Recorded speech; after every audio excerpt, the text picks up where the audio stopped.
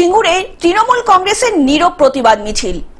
বৃহস্পতিবার হুগলির শ্রীরামপুর সাংগঠনিক জেলা তৃণমূল যুব কংগ্রেসের উদ্যোগে হুগলির সিঙ্গুর পঞ্চায়েত সমিতির সামনে থেকে শিমুল হাসপাতাল রেলগেট পর্যন্ত কাশ্মীরের জঙ্গিখানায় নিরীহ পর্যটকদের গুলি করে হত্যা করার প্রতিবাদে এক নীরব মোমবাতি মিছিল বের করা হলো।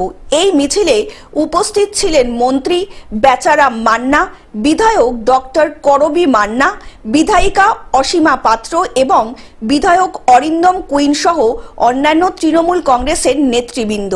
মিছিল শেষে মন্ত্রী বেচারাম মান্না জানান, যে হত্যালীলা চলেছে কাশ্মীরে তার জন্য দায়ী কেন্দ্রীয় সরকার।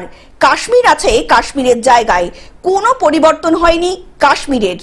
হুগলি এবং শ্রীরামপুর লোকসভা তৃণমূল যুব কংগ্রেসের পক্ষ থেকে রাজ্য আমাদের সভানেত্রী মমতা বন্দ্যোপাধ্যায়, রাজ্যের দেশের সাধারণ সম্পাদক অভিষেক বন্দ্যোপাধ্যায়ের নেতৃত্বে সারা রাজ্য জুড়েই আমরা এই মোমবাতি মিছিলের মধ্য দিয়ে নীরব প্রতিবাদ করব।